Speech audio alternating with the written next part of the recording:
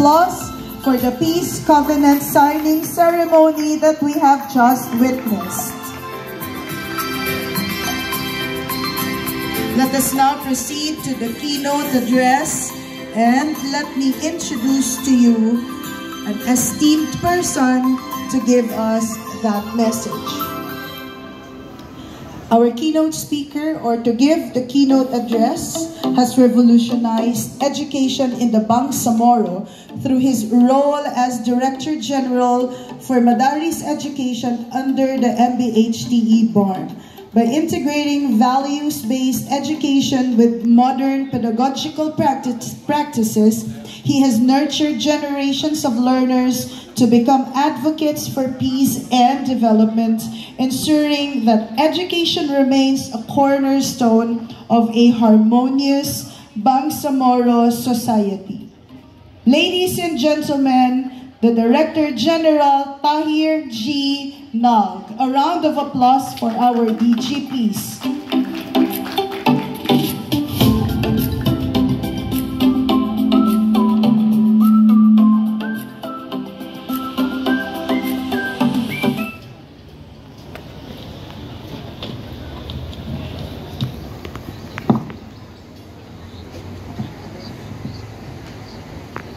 أعوذ بالله من الشيطان الرجيم بسم الله الرحمن الرحيم الحمد لله وبه نستعين والصلاة والسلام على من لا نبي بعده سيدنا محمد وعلى آله وأصحابه أجمعين وبعد السلام عليكم ورحمة الله وبركاته. عليكم السلام. My courtesies first and foremost to our President of the Cotabato State University, my brother Dr. Sema Dilna, ang kanyang mga Vice Presidents, hindi ko na po banggitin sila lahat, my brother Professor Omra Imam, the Director of Peace and Development Center of the Cotabato State University, the officials of this university, at sa lahat ng ating mga guests kanina na nagsalita sila patungkol sa ating peace advocacy dito sa atin sa Mindanao. Para po sa ating lahat, our students, kayo ang pinaka-focus nitong pag-uusapan natin na peace advocacy dito sa atin sa Mindanao. Para sa inyong lahat, again, Assalamualaikum warahmatullahi wabarakatuh. It is an honor and privilege to be here today, representing Minister Mohagir Iqbal of the Ministry of Basic Higher and Technical Education, who is now in Metro Manila. Sa Congress po siya ngayon, dahil alam na niyo, ang pinag-usapan namin ni Dato dito kanina ni Brother, medyo mas salimuot ang ating pong sitwasyon ngayon. And most of our officials in the BARM are now in Metro Manila, in Congress, dahil po sa usapin patungkol din sa atin dito sa BARM, especially po sa ating Parliament. Now, of course, and to address you at this momentous celebration of peace, I want to thank Dr. Imam and the Cotabato State University for inviting me to represent, of course, the minister himself. As we gather here today, we celebrate the strides we have made in pursuit of lasting peace in Mindanao. We recognize the sacrifices, the unwavering commitment, and the tireless efforts of many individuals and communities. Narinig na po natin ngayon, lahat po na nakikita natin dito are individuals representing different organizations, and they are all working for peace in Mindanao.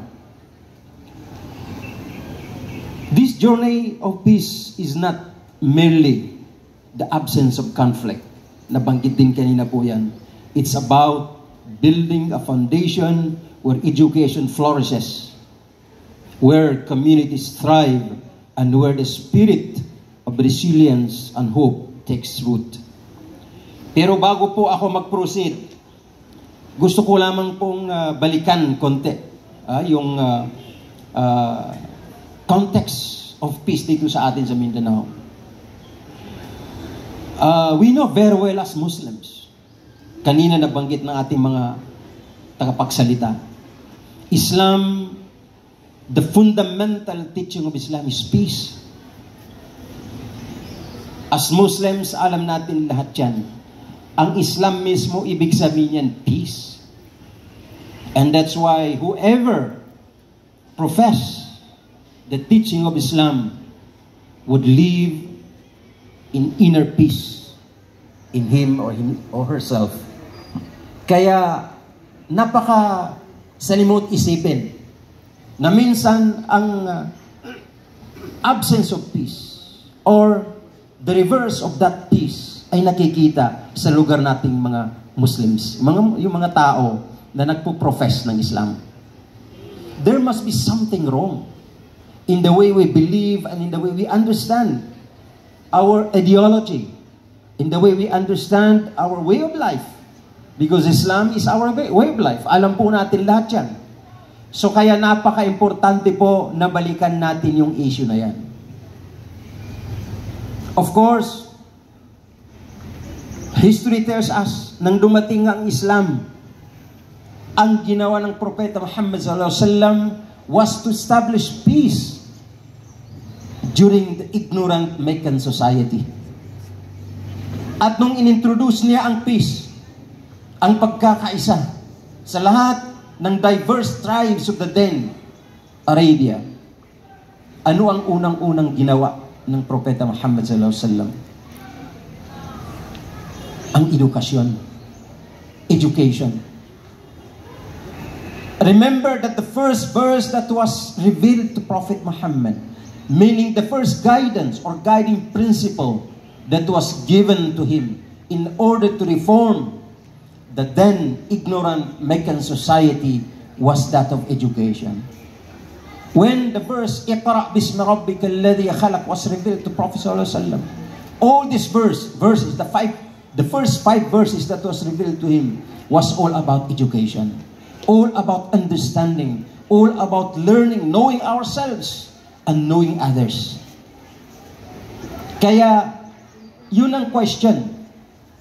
Hindi ba natin nalaman ng tama ang Islam? Hindi ba natin nalaman ng tama ang mga sarili natin? Maybe true, maybe not.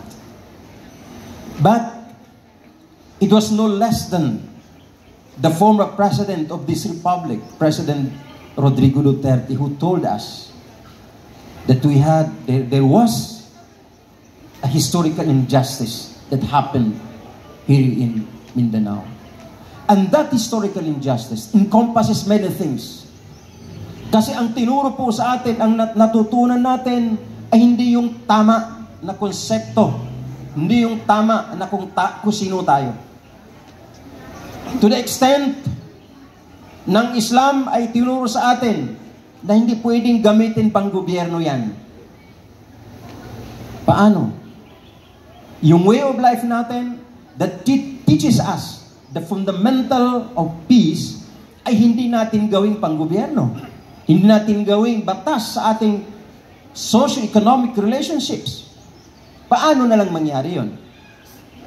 So that's why lahat niyan ay pwede natin, kayo mga estudyante, mga anak namin mga estudyante, dapat natin yan balikan, aralin po natin yan. And it is very timely na itong Peace and Development Center po natin ay dito sa Cotabato State University, headed by brother here, Dr. Omra Imam. Kasi dito po tayo sa academy. Napaka-importante ang role ng academic institutions like this. Kasi tayo ang magpaparinig, tayo ang magpapaalam sa ating mga constituents, of course, magsisimula sa ating mga kabataan, na kung ano ba talaga itong konsepto ng peace. Like for instance, yung jihad na sinasabi ay translated into holy war. Meron ba kayong nakikitang alaman na holy war? Jihad means struggle. Struggling to the best. to the best, for the best of humanity. Not only for the best of certain individual, not only for the best of certain community, of certain religion, but for the best of everyone in the society. And that is struggle, and that is jihad. Kaya yun, doon pa lang, there are several distortions. So yun ang pagtingin natin doon. So, dapat yan alamin po natin. So ngayon, alhamdulillah rabbil alamin, nagkaroon po tayo ng peace.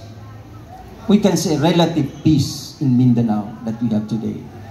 Upon the establishment, advent of the Bangsamoro Autonomous Region in Muslim Mindanao, tayo, magkakasama po tayo dito lahat, tayo sa academy, tayo sa sektor ng edukasyon, at sa civil society organizations, nagkakasama po tayo dito para isulong ang tunay na kapayapaan.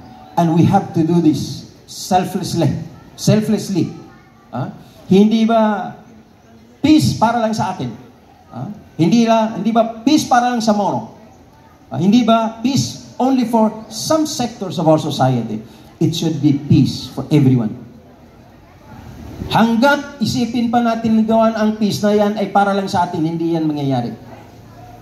But if we think of peace for everyone, dun po tayo magkaroon ng tunay na kapayapaan. Kaya yan ay mangyayari simula tayo sa edukasyon. Ituro natin sa ating mga anak na ito ang tunay na dapat peace. That's why the first policy in the Bangsamoro Autonomous Region in Muslim Mindanao is inclusivity. Inclusivity. Ayaw po nilang sa composition ng ating parliament. Nandito si Dato Natuna, kasama sa Council of Leaders. Meron tayong 41 members of parliament na from MILF. Actually, hindi ayaw pag-uusapan nila Chief Minister yan.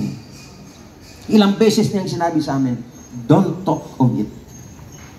Lahat tayo, iisang parlamento yan. Ayun niya. Nung nagsimula po tayong i-organize yung Bangsamoro o BARM Employees Association, ayaw niya. Gusto niya lahat should be on board. Hindi sabi niya pwede na isang sektor lamang ang mailagay natin dyan. Kaya nga inclusive tayo dyan sa BARM. So ganun po ang panawagan ng ating mga leaders sa gusto nating mangyari na genuine peace and development in our region.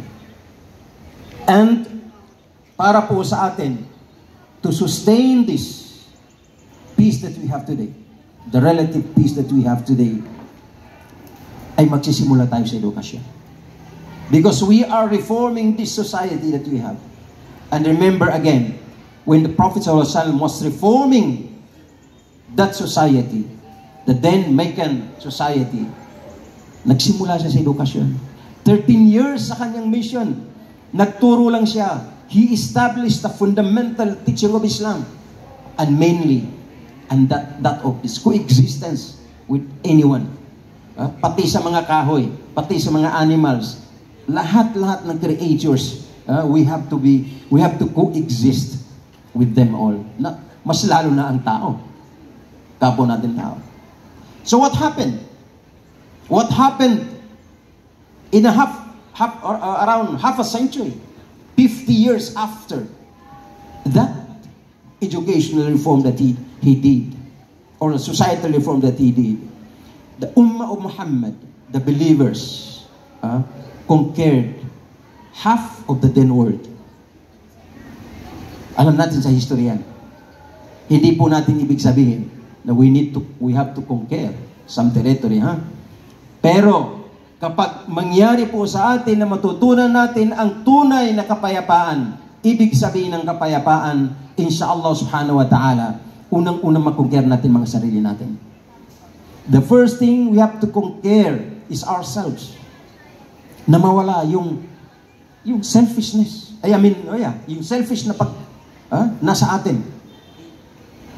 Mapunta tayo doon sa selflessness na hindi po natin iniisip lamang ang ating mga sarili, kundi lahat ng tao, lahat ng mayroon dito sa mundong ibabaw. Inshallah subhanahu wa ta'ala, when we arrive at that, maging successful, we can maintain, we can sustain the peace and development that we have today. Marami pong indikasyon na meron na po tayong mga leaders na meron sa kanila yan. Marami pong atake na nangyari sa ating liderato. Pero wala po tayong naririnig na sagot from their side. Yan isang step to establish, to evade, para iwasan, para iwasan di kapamagayon na di na pataya. Ya ijum patayan na ambitian, di jum patayan sa gakino gumarakar. Wala ambitian sa sikreto, ambitian sa silan mamagayon. Kanto ba gagina once then mas lalo na ngayon na nasa tayo, nasa Facebook age po tayo. Lahat ng naririnig mo ay pinost mo sa Facebook. So it would only create further misunderstanding, further miscommunication among us. So isa yan. Kailangan magkaroon ng communication, pero yung komunikasyon na appropriate. Hindi po dapat yung ganun na ganun ay bigla tayo nagpo-post ng ating gustong sabihin para sa lahat. Let me continue with my prepared speech. Education is the bedrock of any lasting peace.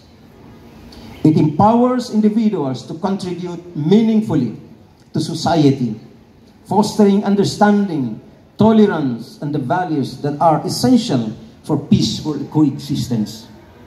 Sustaining the gains of peace requires a collective commitment, a commitment that goes beyond mere words, but translates into tangible action. We must strive to build a future where the seeds of peace that have been sown take root and flourish. This means investing in infrastructure, strengthening communities, and ensuring that every individual has the opportunity to reach their full potential. Minister Iqbal, in his unwavering dedication to building a better future for the Bangsamoro, envisions a region where education is a driving force for progress and prosperity. He believes that education is not just a means to an end, but an end itself.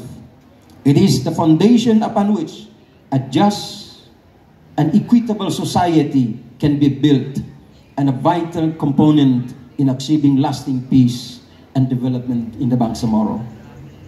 Muhagir Iqbal has consistently championed education as a cornerstone of peace building. Through his leadership in the Ministry of Basic, Higher, and Technical Education, he has worked tirelessly to improve access to quality education for all Bangsamoro youth. He has worked tirelessly to improve access to quality education. He has spearheaded initiatives that focus on strengthening the curriculum, and that curriculum includes the curriculum on peace education, providing teaching training and improving school infrastructure. Kasi po naniniwala po siya, si Brother Muhagir Iqbal, naniniwala doon sa ginawa ng Prophet Sallallahu Alaihi Wasallam. Nung nag-reform po siya, ay nagsimula ang Prophet Sallallahu Alaihi Wasallam sa edukasyon. Kailangan maituro natin sa ating mga kabataan ang tamang pag-unawa sa tinatawag na kapayapaan dito sa ating lugar. His vision extends to the integration of public madrasa into the educational system, ensuring that Islamic values and teachings are interwoven with the broader curriculum, thereby fostering a more inclusive and harmonious society. Alam niyo, ito pong public madrasa ay napakabagong konsepto po ito. Alam natin na since time immemorial, ang ating mga madrasa ay private lang. Hindi lamang private, siguro kung mayroon pang private sa private, ganun talaga ang madrasa po natin. Alam natin yan. But now, with the advent of this government that we have today in the BARM, nagawa na po natin Meron na po tayong pilot public madrasa na isa sa may bubong area. Yan ay public pag-aari ng gobyerno. Pag-aari po ng gobyerno. Dito sa Schools Division Office ng Cotabato City. His vision is to create a generation of young people who are equipped with the knowledge and skills to contribute to the sustainable development of the region. Beyond his work in education, Minister Iqbal has also been a key figure in the peace process as chairman of the MILF Peace Implementing Panel. His commitment to dialogue and reconciliation has played a pivotal role in advancing peace agreement and fostering trust between different communities in the Bangsamoro. He has tirelessly worked to bridge divides, listen to diverse perspectives, and find common ground, ultimately contributing to a more stable and peaceful Mindanao. Sana po, alam natin na hindi po forever ng ating mga leaders. Kaya we need to create, we need to build, we need to mold our leaders. Kailangan po natin yan. Mga leaders ng pag-iisipan ay paano natin mapanatili itong kung anong meron po tayo ngayon. Napakaraming bagay na dapat natin matututunan sa kanilang lahat. Yung isa rin na nangyayari sa atin dito, kung bakit nagkakaroon po ng kaguluhan, hindi pagkakaunawaan. Yung napakaliit na bagay, ng isa ay gustong mamuno, ang isa ay gustong pumalit, gustong pumalit sa kung sino nakaupo ngayon. May isang bagay na matandaan ko, matagal na itong sinabi nila sa akin, personally, the Chief Minister himself, and even Minister Iqbal.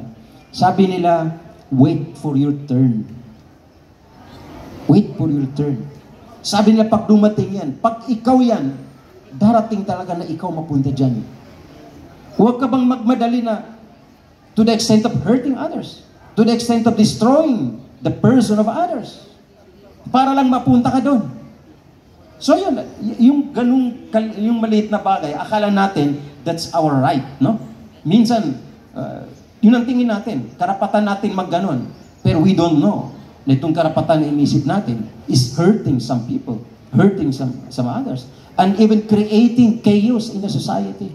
Fitna. Kaya nga sinabi ng Allah sa Quran, al-fitnatu ashaddu min al-qatl. Ang fitna, creation of confusion in the society, is worse than killing. Yun ang ano nun eh. Yun ang wisdom ng sinabi ng Allah na yun. Kasi once you create that thing, yung chaos, yung confusion in the society, you are destroying that society. So kaya napaka-importante. Maliit lang na bagay yun. Sabi nila, maghintay ka ng turn mo. Darating yan sa'yo. Kung ikaw dyan, darating. Kung hindi ikaw yun, kahit anong gawin mo, hindi mapupunta sa'yo yun. Kahit patayin mo pang lahat ng tao na doon, hindi rin mapupunta sa'yo kasi hindi sa'yo yun. So, napaka-importanting bagay ang ganoon po. So, lahat dito, thank you so much for this, Brother Doc Omra and the rest of the group. Ito pong ating Peace and Development Center dito sa Cotabato State University. Ito po ay napakalaking bagay. Sa tingin natin ay dito lang, pero hindi. Malaki po ito. Napakalaki because your students here are from different parts of the Bangsamoro. Pag maturuan natin ating mga estudyante, our learners here, pag makuha nila, ma-internalize nila yung totoong tinatawag na kapayapaan through sa ating Peace and Development Center, and of course, sa ating, meron tayong college dito on peace education. Inshallah subhanahu wa ta'ala, ito ay hindi lamang dito, and this will inshallah sustain the peace gains that we have with the peace agreement between the Moro and the government of the Republic of the Philippines. With that, thank you so much. Wabillahi tawfiq wal hidayah. Wassalamu alaikum wa rahmatullahi wa barakatuh.